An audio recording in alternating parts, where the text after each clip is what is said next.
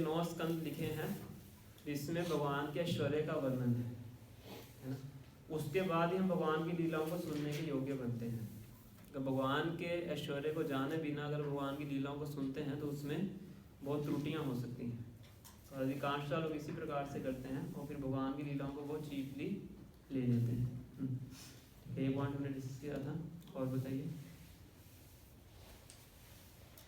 भागवतों को सुनने से क्या होता है? भागवतों को सुनने से मोक्ष की प्राप्ति होती है, हृदय की क्लीनिंग होती है ना। क्योंकि हृदय में हमारे क्या है? काम, क्रोध, लोभ, मोह, मद, मात्सर्य, ये 6 शत्रु बताए गए है ना। तो भागवतों का श्रवण करके इन 6 शत्रुओं का दमन होता है। तो और भी बहुत से पॉइंट हमने डिस्कस किए थे। तो बताया जाता है श्रीमद् भागवतम है, ये भगवान श्री कृष्ण से अभिन्न है, नॉन डिफरेंट है ना? इसलिए श्रीमद् भागवतम के प्रत्येक कैंटो को, प्रत्येक स्कंद को भगवान श्री कृष्ण के शरीर के अलग अलग लिम्स से कंपेयर किया जाता है ना। तो मैं आपको फोटो दिखाता हूँ। उसमें पिक्टोरियल में दिखाया गया कि किस प्रकार से भागवतम का प्रत्येक स्कंद भगवान श्री कृष्ण के अलग अलग अंगों को अंकित करता है। बैटर क्या केबल कनेक्ट नहीं है। नहीं आवश्यकता नहीं।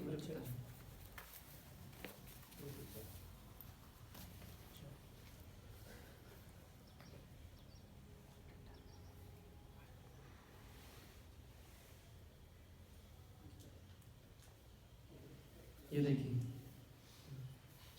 तो भगवान के चरण हैं, वो श्रीमद् भागवतम के प्रथम 2 स्कंद हैं, दिख रहा नीचे चरणों के बाद 2 फोटो बनी है ना जी। तो भागवतम के फर्स्ट 2 कैंटोस हैं। पहले कैंटो में हम देख रहे हैं व्यास से बैठे हुए हैं, भगवान के बारे में ध्यान लगा रहे हैं। दूसरे स्कंद में भगवान श्री विष्णु हैं जो कि दुर्गा देवी को आदेश दे रहे हैं, इस प्रकार से सृष्टि की रचना करते हैं।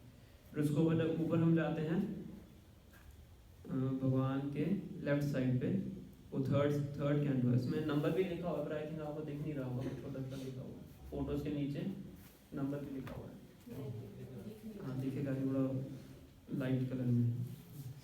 और थर्ड कैंटो है जिसमें गर्भोदक्षाई विष्णु ब्रह्मा जी की उत्पत्ति करते हैं कमल के ऊपर, उसमें पूरी सृष्टि की रचना के ऊपर पूरा कैंटो है।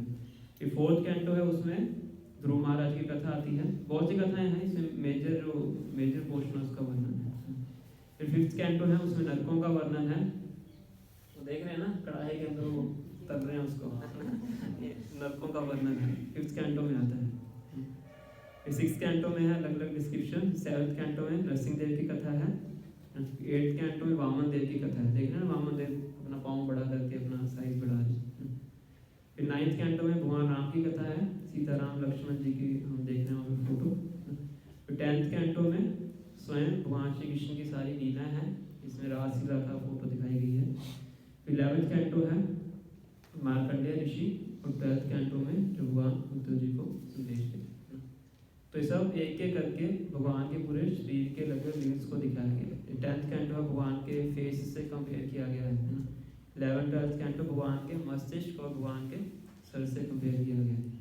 जैसे भगवान की नाभि है, भगवान का थाई है, इस प्रकार से भागवतम के प्रत्येक स्कंद का इस तरह से इसमें बताया गया है। तो इसलिए कहते हैं श्रीमद् भागवतम क्या है? भगवान श्री कृष्ण से अभिन्न है। तो अगर हम श्रीमद् भागवतम की पूजा करते हैं, वो किसके समान है? भगवान की पूजा करने के समान है।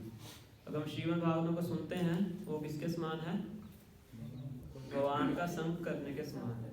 उसी के समान है कि आपने भगवान को प्रत्यक्ष रूप से देखा है। जितना फल किसी को भगवान के दर्शन करके प्राप्त होता है, उतना ही फल उसको श्रीमद् भागवतम का श्रवण करके प्राप्त हो सकता है ना।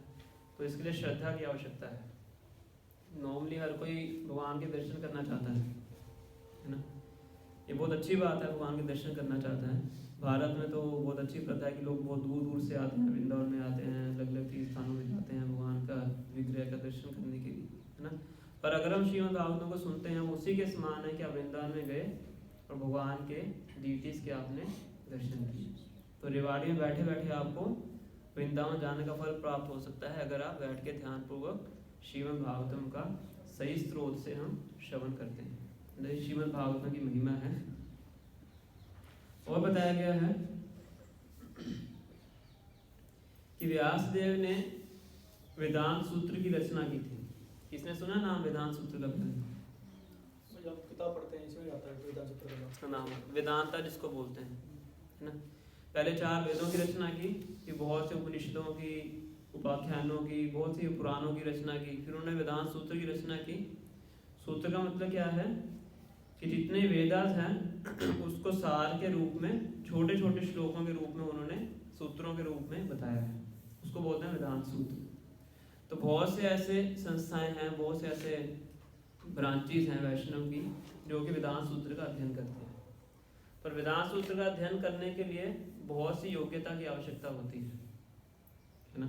आपको संस्कृत आनी चाहिए, है ना, आपको आध्यात्मिक जीवन के बेसिक्स पता होने चाहिए, और प्रॉपरली बैठ के उसका अध्ययन करना पड़ता है, जैसे हम स्कूलों में जाके किताबें पढ़ते हैं, है ना। तो ऐसा करना जनरल पब्लिक के लिए संभव नहीं है। कुछ गिने चुने लोग कर सकते हैं जो कि पूरी तरह से समर्पित करते हैं अपने आप को, पर हर कोई नहीं कर सकता, है ना। इसलिए व्यासदेव जी ने क्या किया है, वेदांत सूत्र को भी एक सार के रूप में प्रस्तुत किया है, वो है श्रीमद् भागवत। जैसे दूध होता है, दूध का सार क्या है?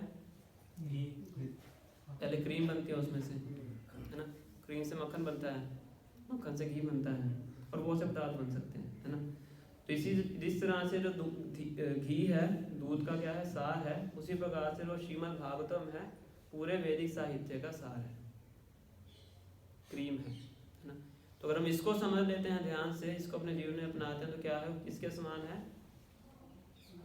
कि सारे शास्त्र आपने पढ़ लिए हैं, उनका निचोड़ आपको प्राप्त हो गया, है ना। जब घी आपने खा लिया है तो मतलब 1 चम्मच भी घी का खाओगे तो मतलब क्या होता है कि बहुत ज़्यादा दूध पी लिया है। 1 किलो दूध से अगर आप बिल्कुल सही तरीके से घी निकालेंगे, गिलोने वाला जो घी होता है, तो उसमें 1-2 चम्मच ही घी निकलता है ना। तो पिया तो आपने 1 चम्मच है, पर फल कितना प्राप्त हो रहा है? 1 किलो दूध पीने का, है ना। उसी प्रकार से श्रीमद् भागवतम का एक श्लोक मान लीजिए आपने पढ़ा है, उस किसके समान है वो, कि पूरा वेदांत सूत्र, चारों वेद आपने पढ़ लिए, है ना। इसलिए इसको बोलते हैं भाष्यम ब्रह्म सूत्राणम, कि ब्रह्म सूत्र का, वेदांत सूत्र का क्या है, भाष्य है, कमेंट्री है, जो कि स्वयं वेदांत सूत्र को लिखने वाले ऑथर ने दी है ना। जैसे कोई ऑथर है किसी किताब का, उसने किताब लिखी, वो स्वयं वही ऑथर क्या करे, मेरी किताब को कैसे पढ़ना है, इसका एसेंस क्या है, उसके लिए एक अलग से किताब लिखे, है ना। तो उससे अच्छा कौन बता सकता है। तो ये श्रीमद् भागवतम वेदांत सूत्र का क्या है, भाष्य है, सार है। हमारे जो आचार्य हैं श्रील भक्तिदास सरस्वती ठाकुर, तो कहते हैं कि अगर किसी वजह से इस पूरे संसार के सारे शास्त्र और लिटरेचर जल जाएं, क्या हो जाए, किसी तरीके कुछ ऐसा हो जाए, अनहोनी हो जाए कि सारे शास्त्र क्या हो जाएं, जल जाएं, पर एक श्रीमद् भागवतम बच जाए, तो इसका मतलब क्या है कि आपका कोई नुकसान नहीं हुआ है। इस तरह से बताते हैं ना, वो श्रीमद् भागवत की महिमा के लिए इसका वर्णन करते हैं। और इसको लिखा कब है व्यासदेव ने, श्रीमद् भागवत कब लिखा है, द्वापर युग के अंत में, कलयुग की शुरुआत, संध्या जिसको बोलते हैं, है ना। तो सारे शास्त्र लिखने के बाद व्यासदेव ने बता दें पूरी मैच्योरिटी के साथ श्रीमद् भागवतम को लिखा है ना। वर्ड यूज करते हैं मैच्योरिटी इन डिवोशनल सर्विस, है ना।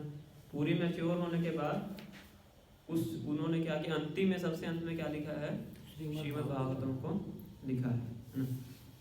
इसलिए बताते हैं कि जो श्रीमद् भागवतम है सभी वैष्णवों को बहुत ज़्यादा प्रिय है ना। श्रीमद् भागवतम यद वैष्णवानां प्रिय, है ना। इसलिए वैष्णव है हमेशा श्रीमद् भागवतम का ही अध्ययन करते हैं, और ज़्यादा अन्य ग्रंथों का हम अध्ययन नहीं करते हैं, है ना। आपने इस कौन में जाके देखा होगा तो आपको भगवगीता मिलेगी, श्रीमद् भागवतम मिलेगा, या चैतन्य चरितामृत मिलेगी। ये 3 हमारी मुख्य किताबें हैं, है ना। हालांकि और भी बहुत से वैदिक साहित्य हैं, पर प्रभुपाद जी ने बोला कि हमें सिर्फ इन्हीं किताबों को पढ़े तो हमारे लिए सफिशिएंट है। तो इसीलिए बताया जाता है कि सारे शास्त्रों का जो निचोड़ है श्रीमद् भागवतम में निहित है। तो आज हम फर्स्ट 3 श्लोकों को पढ़ने का प्रयास करेंगे श्रीमद् भागवतम के।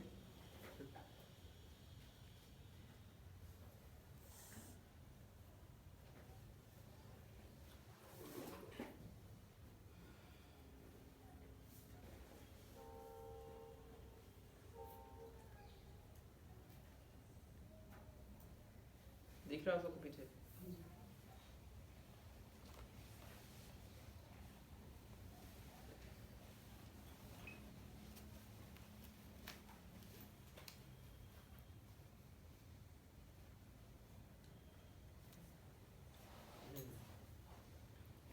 किसी भी जो अध्यात्म पुस्तक की शुरुआत होती है सबसे पहले उसमें मंगलाचरण किया जाता है।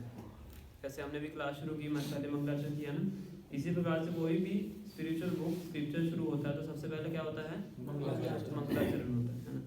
तो मंगलाचरण के 3 पार्ट्स होते हैं, इसको आप याद रख लीजिए, इसको लिख लीजिए है ना। मंगलाचरण के 3 पार्ट्स होते हैं। पहला होता है नमस्कार, दूसरा होता है वस्तु निर्देश और तीसरा होता है आशीर्वाद। तो मंगलाचरण इन 3 चीजों से बना होता है। पहला क्या है? नमस्कार, दूसरा वस्तु निर्देश और तीसरा आशीर्वाद।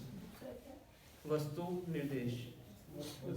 नमस्कार में हम भगवान के भक्तों को नमस्कार करते हैं ना?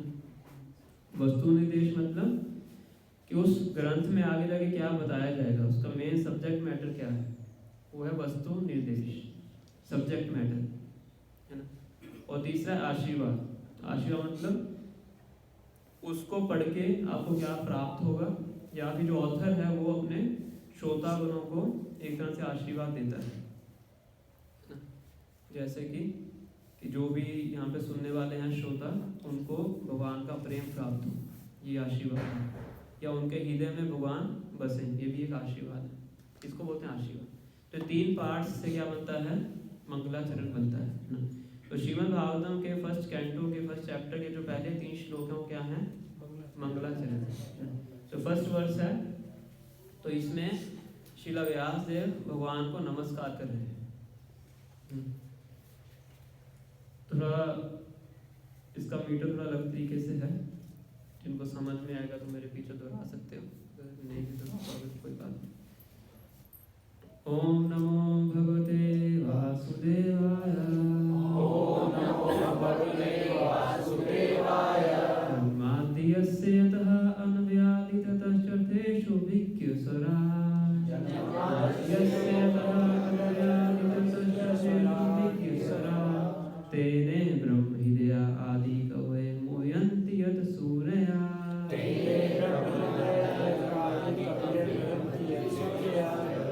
तेजो वारिणां यथा विनिमय अत्रति सर्गो अमृषा।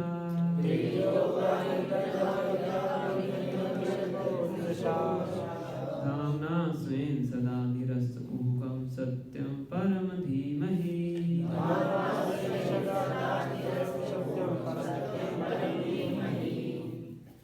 तो इसमें इसकी शुरुआत ही करते हैं ओम नमो। नमो मतलब नमस्कार, बड़ा सिंपल है।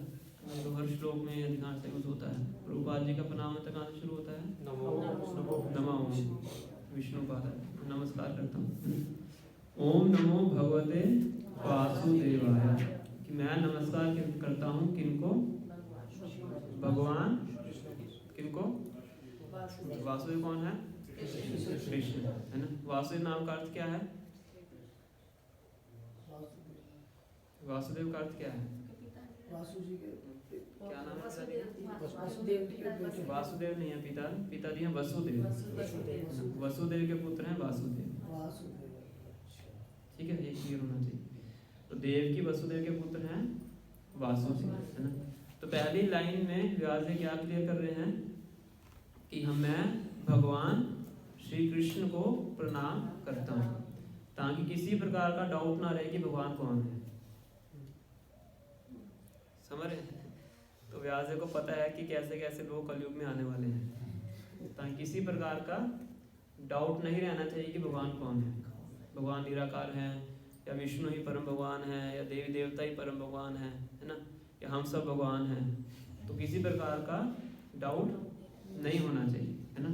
इसीलिए प्रथम श्लोक की प्रथम लाइन में व्यास जी क्या कर रहे हैं, बिल्कुल सटीक रूप से बता रहे हैं, ओम नमो भगवते वासुदेवाय, है ना। सिर्फ भगवान शब्द भी यूज नहीं कर रहे हैं, वासुदेव शब्द यूज कर रहे हैं कि देव की वजह के जो पुत्र हैं वो क्या है, वही भगवान है, वासुदेव वही भगवान है।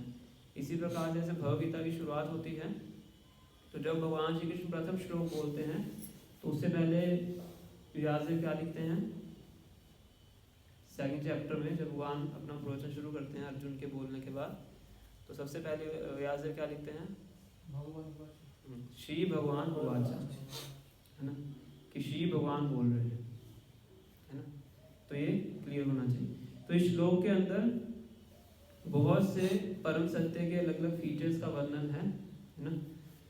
तो ज़्यादा संस्कृत में ना जाके हम सीधा इसको हिंदी के रूप में डिस्कस करें ताकि थोड़ा इजीली हम समझ सकें, है ना।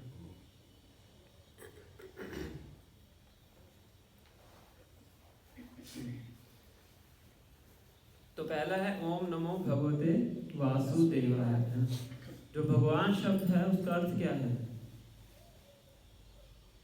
बहुत बार डिस्कस कर चुके हैं क्लास में, बताइए भगवान शब्द का अर्थ क्या है, क्या है भगवान का, जिनमें 6 चीजें होंगी, भग प्लस वान, है ना। वान मतलब जिनके पास हैं, भग मतलब ऐश्वर्य, है ना। तो पराशर मुनि बताते हैं, जो कि व्यासदेव जी के पिताजी हैं, तो कहते हैं कि वो ही व्यक्ति पूर्ण ऐश्वर्यवान है जिसके पास 6 प्रकार के ऐश्वर्य होते हैं, है ना। मतलब वही व्यक्ति भगवान हो सकता है जिसके पास 6 ऐश्वर्य पूर्ण मात्रा में है। कोई बता सकता कौन से 6 ऐश्वर्य हैं? नॉलेज, पावर, यश, ड्यूटी, धन, ऐश्वर्य, फेमस और सैक्रिफाइस। नहीं, रिनंसिएशन, त्याग। तो सैक्रिफाइस क्या है? नहीं, सैक्रिफाइस अलग चीज है। अच्छा, तो यज्ञ करने वो को मेरा मतलब त्याग से था। ऐश्वर्यस्य समग्रस्य वीर्यस्य यशस्या ज्ञान वैराग्य चैव षड्भग इति गणः। 6 प्रकार के ऐश्वर्य क्या है, जैसे गुरु ने बताया, फुल नॉलेज, उस व्यक्ति का पूर्ण ज्ञान होना चाहिए, हर चीज का ज्ञान होना चाहिए, है ना। हमारे पास पूर्ण ज्ञान है, हम तो अपने शरीर में क्या हो रहा है उसको भी नहीं जान सकते, कैसे हम खाना खाते हैं, कैसे डाइजेस्ट होता है, हमें कुछ नहीं पता, बस होता है ना। कैसे हमारे शरीर में जख्म होता है, अपने आप ठीक हो जाता है, हमें नहीं पता है, बस होता है। कोई बीमारी होती है हमें पता नहीं है, एक्सरे करवाना पड़ता है तो पता लगता है MRI करवानी पड़ती है, CT स्कैन करवाना पड़ता है, तब जाके पता लगता है शरीर में क्या चल रहा है ना। तो हमें अपने शरीर का ही ज्ञान नहीं, बाकी पूरी दुनिया का तो हम छोड़ ही दें, ब्रह्मांड में क्या हो रहा है हमें नहीं पता है। पर भगवान को क्या है, पूर्ण सृष्टि, अध्यात्मिक जगत, भौतिक जगत, सबका क्या है, ज्ञान है, और पूर्ण मात्रा में ज्ञान है। भगवान ने भगवद गीता कब बोली थी, कितने साल पहले, 8,000 साल पहले। तो तब भगवान ने भगवद गीता का उपदेश दिया था, और आज तक लोग उस उपदेश को पढ़ते हैं, तभी पूरी तरह से समझ नहीं आ पाता है। मतलब इतना गूढ़ ज्ञान भगवान ने दिया, वो भी कहाँ पे, कुरुक्षेत्र के युद्ध में, जहाँ बम फटने वाले हैं ऐसा नहीं बिल्कुल शांत से रूम में बैठ के, बगीचे में बैठ के दिया है ना। उसका मतलब क्या है कि भगवान के पास पूर्ण ज्ञान है ना, फुल नॉलेज, फिर फुल ब्यूटी, सुंदरता, है ना। बताते हैं कि भगवान का सबसे बड़ा अस्त्र क्या है, उनकी सुंदरता। सुदर्शन भी है, और उससे बड़ा अस्त्र क्या है, उनकी सुंदरता, जिससे वो पूरे विश्व को मोह लेते हैं, है ना। Full knowledge, full beauty, full strength, शक्ति, है ना। और क्या बचा, फुल रिनंसिएशन, त्याग, है ना। भगवान राम का अगले ही दिन सुबह राज्याभिषेक होने वाला था, पूरी अयोध्या में तैयारियां हो चुकी थी, सब कुछ लाइटिंग वाइटिंग सब लग गया था, है ना। रात का समय था, सुबह ही क्या होना है, राज्याभिषेक होना है। और रात को कैकेयी ने क्या बोला दशरथ महाराज को कि नहीं होना चाहिए, मेरे बेटे का होना चाहिए। तो सुबह जब भगवान दशरथ महाराज से मिलने आए तो उनको बताया गया कि आपको राज्य नहीं मिलेगा। दशरथ महाराज तो खुद बोल ही नहीं पा रहे थे, तो कैकेयी माता ने उनको मैसेज ट्रांसफर किया था। और राज्य ही नहीं मिलेगा, इसके बिना भी क्या करना है, 14 साल के लिए वनवास में जाना है, जंगल के अंदर जाके रहना है, जंगल के वस्त्र पहनने हैं और जंगल का ही भोजन खाना है। ऐसा नहीं कि पका हुआ पकवान मिलेगा वहाँ, जंगल में जो कंदमूल होता है वही आपको खाना है ना। तो भगवान ने कुछ रिटेलिएट किया, तुरंत भगवान ने जो बाहर के कपड़े पहने और वहाँ से निकल के जंगल की तरफ चले गए। तो ये भगवान का वैराग्य है, कोई भी पूरे संसार में ऐसा नहीं कर सकता है ना। किसी का बहुत बड़ी गद्दी है, उसका बोल दीजिए कि आज आप गद्दी छोड़ दीजिए और सड़क पे चपरासी बन जाएगी, सुसाइड कर लेगा वो, है ना। तो ये भगवान का वैराग्य है, full renunciation, full beauty, full strength, full knowledge, और क्या बचा, हाँ फुल फेम, भगवान का फेम तीनों लोगों में है। एक और बचा है,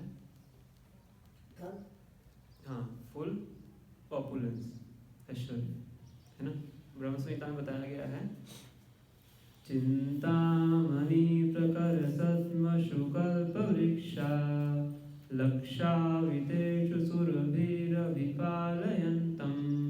लक्ष्मी सहस्रशत संभ्रम सेव्यमानं गोविंदमादिपुरुषं तमहं भजामि।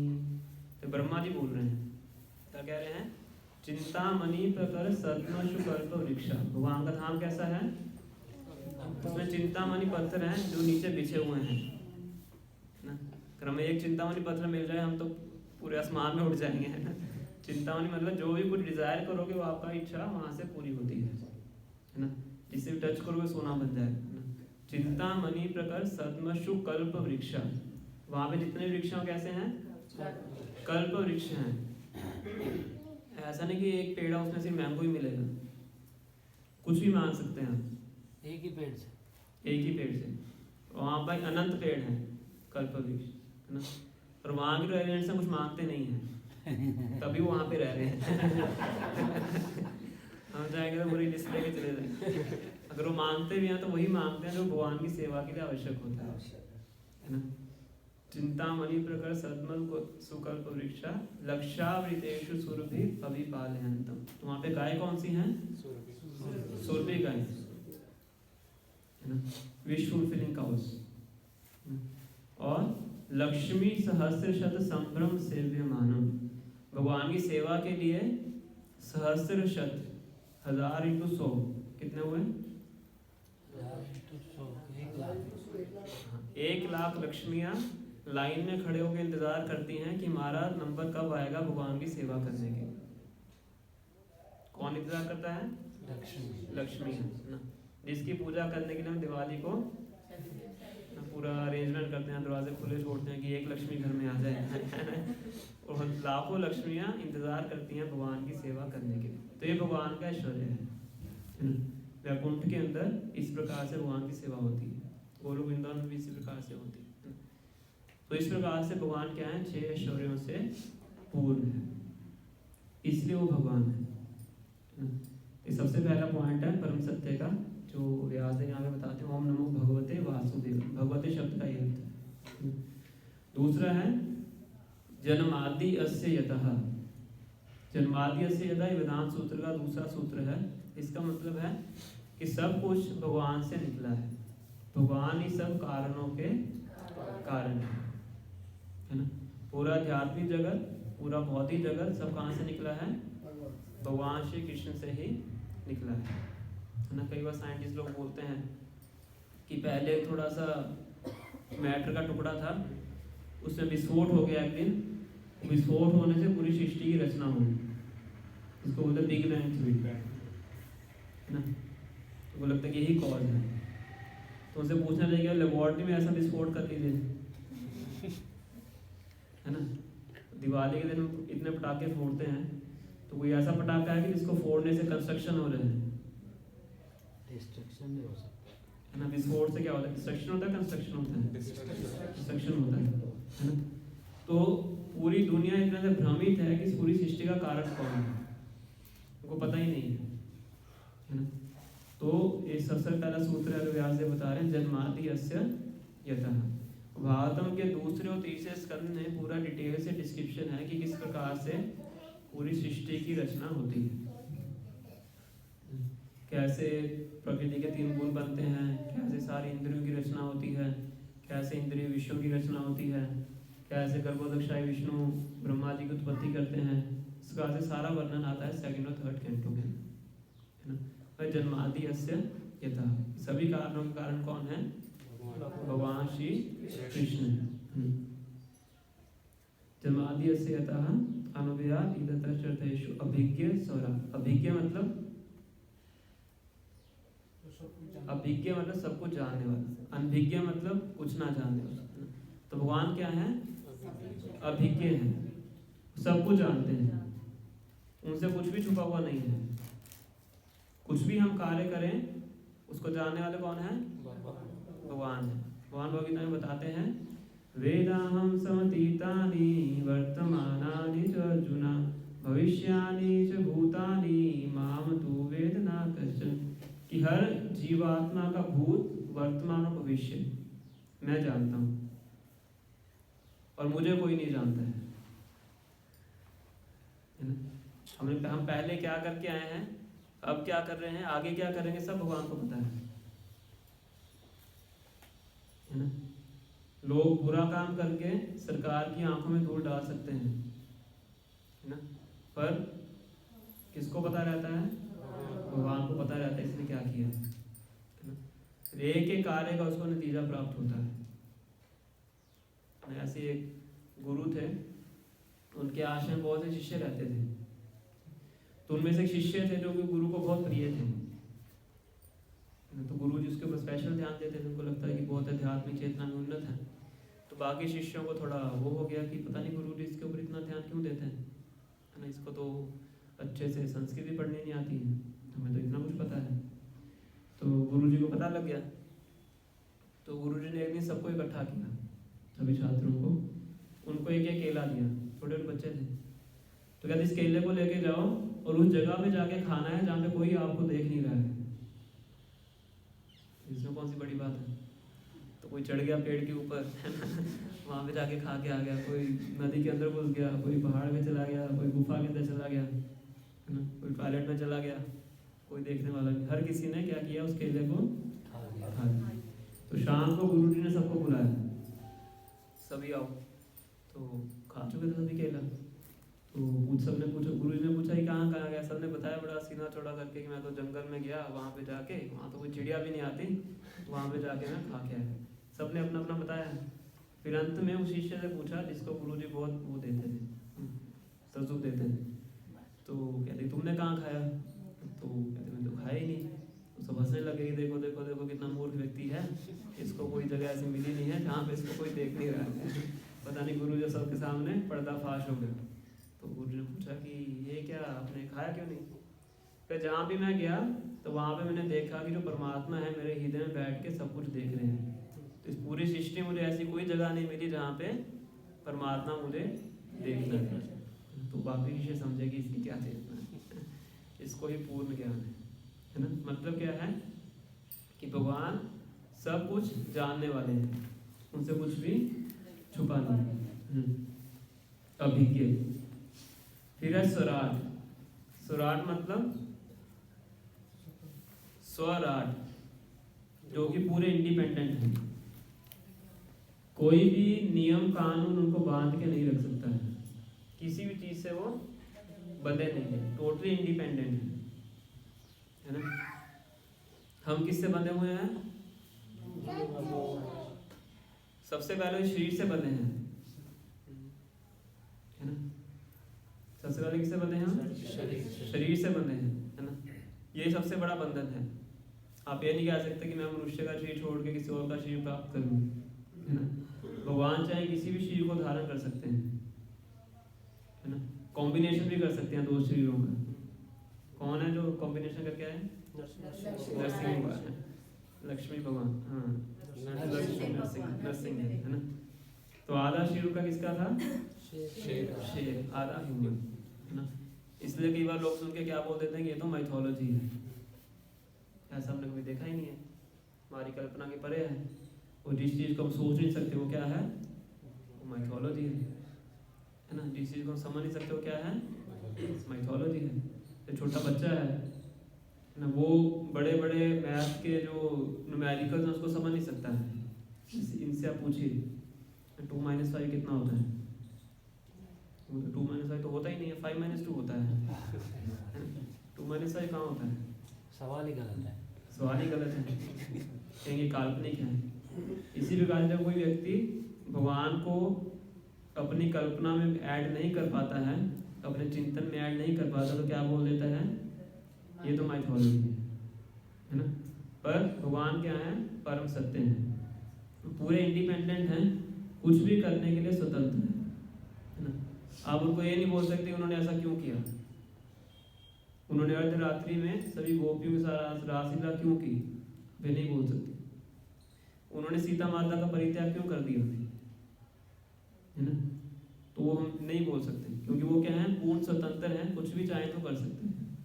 हालांकि भगवान एक बहुत ही गंभीर व्यक्ति हैं, उनकी हर क्रिया के पीछे कारण होता है, और जो हम जैसे छोटे जीव नहीं समझ सकते। अब शास्त्रों की दृष्टि से हम समझ सकते हैं, शास्त्रों में सारा वर्णन किया गया है कि भगवान किस किस तरीके से किस किस कार्य को करते हैं। फिर भी भगवान पूरी तरह से इंडिपेंडेंट है ना। अपना वचन भी तोड़ सकते हैं। कहाँ तोड़ा भगवान ने अपना वचन? कुरुक्षेत्र के युद्ध में, है ना।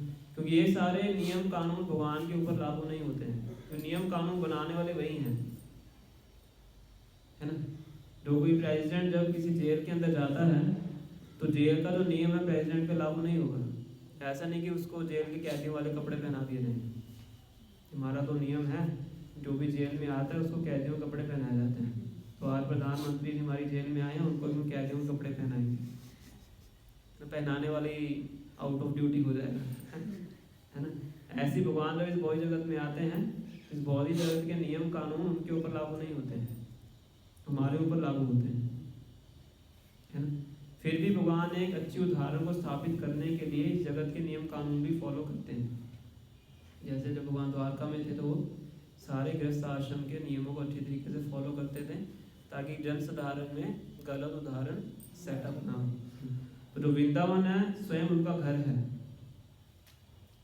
उसमें भगवान ऐसी लीलाएं करते हैं जो कि अपने भक्तों के साथ आदान प्रदान करने के लिए करते हैं।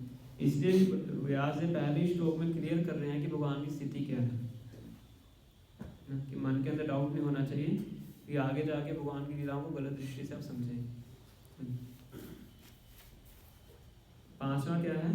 तेने ब्रह्म हृदय आदि कवय, ना। सृष्टि की शुरुआत में जब ब्रह्मा जी की उत्पत्ति होती है, ब्रह्मा जी कमल के ऊपर उत्पन्न होते हैं, तो उत्पन्न होने के बाद उनको पता नहीं लगता कि मेरे साथ क्या हो रहा है। पूरी सृष्टि में अंधेरा ही अंधेरा होता है, कुछ बना ही नहीं होता है ना। जैसे आप किसी प्लॉट में जाइए जहाँ पे घर नहीं बना, सब खाली खाली दिखेगा, कुछ बना ही नहीं है। उसी प्रकार की स्थिति ब्रह्मा जी की थी। गर्भोदकशाही विष्णु गर्भोदक सागर में लेटे हुए थे, उनकी नाभि से कमल की उत्पत्ति होती है, कमल की ब्रह्मा जी की उत्पत्ति होती है। तो ब्रह्मा जी को समझ ही नहीं पा रहे थे, तो उन्होंने कमल से नीचे जाने का प्रयास किया कि देखता हूँ कमल कहाँ से पैदा हुआ है। तो इतने सालों तक वो नीचे जाते रहे, उनको उसकी उत्पत्ति पता ही लगी। फिर ऊपर आके बैठ गए, और इतनी तेज हवाएं चल रही थी, बताया था कमल पूरा हिलडुल रहा था, और चारों तरफ अंधेरा ही अंधेरा था। तो ब्रह्मा जी को भी 2 शब्द सुनाई दिए, त और प। तब तपस्या करो। फिर ब्रह्मा जी तपस्या की, तपस्या करने के बाद फिर भगवान उनको गर्भोदकशाही विष्णु उनके सामने प्रकट होके उनको पूर्ण ज्ञान प्रदान करते हैं। तेने ब्रह्म हृदय आदि कवि, आदि कवि मतलब ब्रह्मा जी, कि भगवान ने सृष्टि की शुरुआत में ब्रह्मा जी के हृदय में सारा ज्ञान क्या किया है? प्रदान किया है। उसके बाद ब्रह्मा जी भी सृष्टि करना शुरू करते हैं, है ना। चारों वेद शुरुआत में किसने लिखे हैं? ब्रह्मा जी के थ्रू ही ज्ञान आया है। जैसे ब्रह्म गायत्री हम उच्चारण करते हैं, है ना? ब्रह्मा जी इस पूरे ब्रह्मांड के चीफ इंजीनियर हैं, सब कुछ बनाने वाले वही हैं। 83 लाख प्रकार जो योनियां हैं, उनके जो शरीर हैं वो बनाने वाले ब्रह्मा जी हैं। जो 14 भुवन हैं, पाताल से लेकर स्वर्गलोक तक, वो बनाने वाले ब्रह्मा जी हैं, है ना? उनका जो पूरा शरीर है वो पूरा इंटेलिजेंस से बना हुआ है। उनके 4 मुख हैं। जितना बड़ा ब्रह्मांड का साइज होता है उतने ज़्यादा ब्रह्मा जी के सर होते हैं। यूनिवर्स के साइज के अकॉर्डिंग उनके सर होते हैं। तो 4 से ज़्यादा सर वाले ब्रह्मा जी भी हैं, अलग अलग ब्रह्मांड के। हमारा जो ब्रह्मांड है उसमें 4 सर वाले ब्रह्मा जी हैं, है ना? तो इतने बड़े महान व्यक्ति हैं ब्रह्मा जी, कोई छोटी मोटी चीज़ नहीं है, है ना? पर उन ब्रह्मा जी को ज्ञान किन्होंने दिया है? भगवान श्री कृष्ण ने दिया है सृष्टि की शुरुआत में। उसके बाद चीज़ें आगे बढ़ती हैं। तेने ब्रह्म हृदय आदि कवि। फिर सबसे पहले ब्रह्मा जी ब्रह्म संहिता की रचना करते हैं। ये श्लोक जो हमने उच्चारण किया है, गोविंदम आदि पुरुषम तमाम ब्रह्मा जी के द्वारा ही लिखा गया है। तेने ब्रह्म हृदय आदि कवे मुह्यंती यत सूर्य। उनके द्वारा हर कोई ब्रह्म में डाला जाता है। ये हिंदी में अच्छे से ट्रांसलेट नहीं हुआ है, गूगल ट्रांसलेटर मैंने यूज़ किया था। हत प्रभ लिखा हुआ है, इसमें ब्रह्म आएगा। इसमें ब्रह्म ब्रह्म भ से, भगवान के द्वारा हर कोई मोहित होता है ना? सबसे पहले तो हम मोहित होते हैं भगवान के द्वारा। किस तरीके से मोहित होते हैं हम? बोलो बोलो, जोर से बोलो। माया से ना? भगवान की भ्रमित करने वाली शक्ति है माया, जो बद्ध जीव आत्मा है उससे मोहित होती है। इसलिए हम अपने शरीर को खुद मान लेते हैं कि मैं क्या हूँ, ये शरीर हूँ, और शरीर से संबंधित चीजें सब मेरी हैं, मैं और मेरा। और इसी भ्रम के अंदर एक व्यक्ति पूरा जीवन बिता देता है। किस भ्रम में? मैं एक शरीर हूँ और शरीर से संबंधित जितनी भी चीजें वो क्या हैं, मेरी हैं। इस भ्रम में क्या निकल जाता है? पूरा जीवन। और अंत में मृत्यु आती है, जिसको अपना मानता है सबको छोड़ के उसको जाना पड़ता है एक क्षण के अंदर, शरीर को भी और शरीर से संबंधित चीजों को भी, है ना? तो बद्ध जीव आत्माएं भगवान की बहिरंगा शक्ति के द्वारा इस प्रकार से मोहित होती हैं कि अपनी असली पहचान को ही भूल जाती है।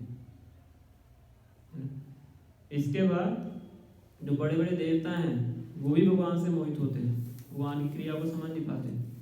जो इंद्रदेव थे वो समझ ही नहीं पाए कि छोटा बच्चा है जिसने गोवर्धन उठाया ही भगवान है। लगता है कि वैसे ही छोटा सा कोई बालक है, कुछ योगिक शक्तियाँ इसके पास हैं, वो वृंदावन के लोग इसको इतना बढ़ा चढ़ा के रखते हैं, इसकी इतनी हिम्मत कि मेरा यज्ञ रोक दिया। अब देखो पूरे वृंदावन को मैं तबाह करके दिखाता हूँ। और जो प्रलय के टाइम पे जो बादल यूज होते हैं, संवर्तक इनका नाम है, तो सृष्टि की प्रलय होती है, जो बादल उस टाइम पे इस्तेमाल होते हैं, तो वो बादलों वृंदावन में भेज देते हैं। और एक एक बूंद जो होती है पानी की, वो एक एक खंभे के समान होती है। कहते पूरे वृंदावन को तबाह कर दो। आज मैं दिखा दूंगा कि जो मेरे यज्ञ को बंद करता है उसके साथ क्या असर होता है। भगवान क्या करते हैं, उल्टे हाथ की छोटी उंगली के नाखून के ऊपर गोवर्धन को उठा लेते हैं, तब भी समझते नहीं है। इस 7 दिन 7 रात तक भरपूर प्रयास करते हैं, बिजली फेंकते हैं उसके ऊपर, गोवर्धन के ऊपर बारिश फेंकते हैं, तो पता लगता कुछ नहीं हो पा रहा है। फिर समझ में आ जाता है कि ये कौन है ना? तो बड़े बड़े देवी देवता भी क्या हैं, भगवान के द्वारा मोहित होते हैं। जब असुरों को भगवान ने मोहित करने के लिए मोहिनी रूप धारण किया था, तो सब जानते हैं समुद्र मंथन की लीला है ना? असुर सब इतने मोहित हो जाते हैं, स्वयं जो अमृत का घड़ा होता है मोहिनी देवी के हाथ में दे देते हैं। कहते तुम कितनी अच्छी हो, तुम ऐसा करो, ये घड़ा हमसे ले लो और अपने आप हमारे बीच में इसका वितरण करो, वरना हम आपस में लड़ाई कर लेंगे ना। तुम इतनी सुंदर हो, इतनी अच्छी हो, तुम इतनी नैतिकता को पालन करती हो, तो तुम हमारे बीच में क्या करो, इस अमृत का वितरण करो। जो असुर जैसे ही अमृत का घड़ा निकल के आया था, धन्वंतरी भगवान के हाथ से छीन के भाग गए थे। वो अपने आप उस घड़े को मोहिनी देवी के हाथ में दे देते हैं, है ना। और मोहिनी देवी हंसते हंसते सारा अमृत देवताओं को पिला देती हैं, फिर भी असुर खुश रहते हैं। इस प्रकार भगवान उनको मोहित करते हैं। तो सारी लीला हो जाती है, शिव जी के पास खबर पहुंचती है। शिव जी चले गए थे विष पीने के बाद, शिव जी तो दर्शन किए नहीं थे। तो शिव जी पार्वती देवी के साथ जाते हैं वैकुंठ में भगवान से मिलने, कि मैं तो आपके स्वरूप के दर्शन कर नहीं पाया, मुझे आप दर्शन करवाइए। तो भगवान कहते हैं कि आप रहने दीजिए, आपको आवश्यकता नहीं है दर्शन करने की। आप तो सभी धीरों में से सबसे टॉप मोस्ट धीर हैं। वैष्णव नाम यथा शंभु, धीर पुरुषों में शिव जी का नाम आता है। तो कहते नहीं, मैं आपके इस रूप के दर्शन करना चाहता हूँ, मैं वंचित रह गया आपके इस रूप से। तो भगवान मुस्कुराए, कहते ठीक है मैं दर्शन करवाता हूँ। तो भगवान वहाँ से दृश्य हो जाते हैं, फिर भगवान मोहिनी रूप में दर्शन देते हैं। शिव जी सब कुछ भूल जाते हैं, पार्वती देवी भी साथ में खड़ी होती है, उनको भूल जाते हैं। उनके अनुचर होते हैं, जो उनके डिसाइपल होते हैं, वो खड़े होते हैं, उनको भूल जाते हैं, सीधा मोहिनी मूर्ति के पीछे भागते हैं। वो मोहिनी देवी आगे भागते हैं, शिव जी पीछे भागते हैं। और मोहिनी देवी जानबूझ के शिव जी को उस रास्ते से लेके जाती है ना, बड़े बड़े ऋषि मुनि बैठ के तपस्या कर रहे होते हैं। शिव जी पीछे भाग रहे हैं, मोहिनी देवी आगे भाग रही है। तो सभी ऋषि मुनि भी देखते हैं कि क्या हो रहा है, जिनकी हम पूजा करते हैं या इतने जो धीर व्यक्ति हैं वो इस तरह से भाग रहे हैं, है ना। फिर अंत में आके भगवान जब उनको बताते हैं कि मैं वही विष्णु हूँ जिनके तुम दर्शन करना चाहते थे, फिर शिव जी को पता लगता है ना। तो भगवान इस लीला से भी दिखाते हैं कि जो ऋषि मुनि तपस्या कर रहे थे कि तुम्हें कितना सावधान रहने की आवश्यकता है। शिव जी जैसा व्यक्ति तो नहीं है, शिव जी जैसा श्रेष्ठ पुरुष जब इस प्रकार से मोहित हो सकता है, तो तुम्हारी तो स्थिति क्या है। तो ऐसे शब्द तो भगवान यूज करते नहीं है। तो मतलब बड़े बड़े जो देवी देवता हैं, असुर हैं, बदरी हो क्या है, भगवान के द्वारा मोहित किए जाते हैं। किसी भी समय हम ये नहीं कह सकते मैंने भगवान को पूरी तरह से जान लिया है। जो ध्यात्मिक जगत में सब रहते हैं जीव, जो भगवान के पार्षद हैं, वही भगवान के द्वारा मोहित होते हैं। यशोदा माता को समझ में नहीं आता कि ये मेरा बेटा है, भगवान है। भगवान ने मुंह के अंदर पूरा ब्रह्मांड दिखा दिया। यशोदा माता अपने आप को भी देखती हैं कि मैं भगवान के मुंह में देख रही हूँ, वो भी देखती हैं उसके अंदर, भगवान के मुंह के अंदर, है ना। पर वो क्या समझते हैं कि ये तो मेरा बेटा है, भगवान नहीं हो सकता, मानती नहीं। 7 दिन 7 रात तक भगवान गर्दन उठा लेते हैं, उनको लगता ही नहीं भगवान। थोड़ा सा डाउट आता है मन में, नंद महाराज के पास जाते हैं तो नंद महाराज बताते हैं गर्ग मुनि ने मुझे बताया था कि बहुत विशेष व्यक्ति है, इसमें बहुत शक्तियाँ हैं, नारायण की इसके ऊपर कृपा है, इसलिए बड़े बड़े कार्य करेगा। वो समझते नहीं भगवान है। तो भगवान क्या करते हैं, उनको भी एक तरह से अपनी योग माया के द्वारा भ्रमित करके रखते हैं। तो एक बार इंद्र नर नारायण ईश्वर की भगवान का ही अवतार है, बद्रिक आश्रम में अभी भी तपस्या करते हैं। तो तपस्या कर रहे होते हैं, तो जो इंद्र हैं उनकी तपस्या को रोकने के लिए कुछ अप्सराओं को भेजते हैं स्वर्ग से, और कामदेव को भेजते हैं, क्योंकि इंद्र हैं इनसिक्योर हो जाते हैं अगर कोई बहुत तपस्या करता है। तो आता है कामदेव, उन्हें बाण वगैरह छोड़ता है, वो अप्सराएं वगैरह नाचती हैं। तो जो नर नारायण ऋषि हैं उनको क्या फर्क पड़ने वाला है, उनको कौन मोहित कर सकता है।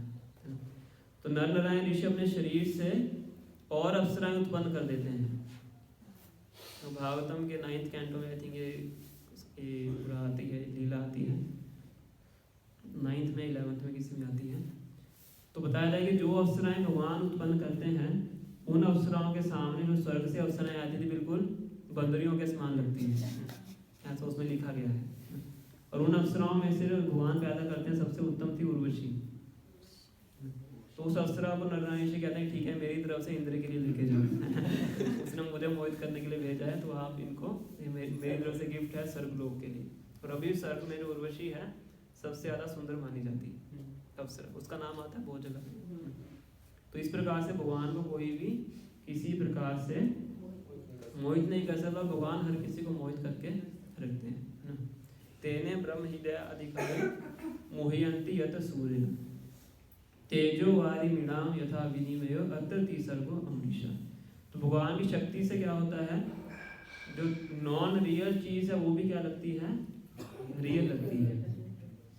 जैसे रस्सी पड़ी होती है रस्सी, तो कई बार हमें क्या लगता है कि ये सांप है, तो वास्तव में क्या है, रस्सी है ना। तो जितनी पूरी सृष्टि है सब क्या है, ये नॉन रियल है, वास्तविक नहीं है, ये सब क्या टेम्परेरी है।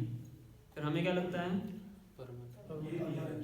परमानेंट ना, परमानेंट एड्रेस लिखते हैं ना फॉर्म के ऊपर, हमें लगता है हमारा परमानेंट एड्रेस है ना।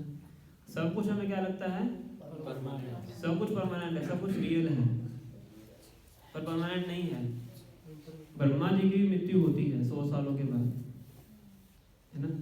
तो ये भगवान की शक्ति है, इससे नॉन रियल चीज भी क्या लगती है, रियल लगती है। 7th पॉइंट है 8th पॉइंट, धामना सदा निरस्तपूर्वकम सत्यम परम धीमहि, कि भगवान हमेशा इस संसार के प्रकृति के तीनों गुणों से मुक्त है। प्रकृति के 3 गुण भगवान को प्रभावित नहीं कर सकते। और 9th है धामना, कि भगवान हमेशा अपने शाश्वत धाम में नित्य रूप से रहते हैं, वास करते हैं। तो 9 पॉइंट्स हैं फर्स्ट वर्स के। मंगलाचरण का जो प्रथम श्लोक है, इसमें व्यास देव भगवान श्री कृष्ण जो कि परम सत्य हैं उनको नमस्कार करते हैं। तो साथ ही परम सत्य के 9 फीचर्स को बताते हैं, उनको मैं डिस्कस किया है ना। तो आज हम यहीं पे स्टॉप करेंगे, 10:05 हो गए हैं। अगर किसी का कोई प्रश्न है, 1 या 2 प्रश्न हम ले सकते हैं।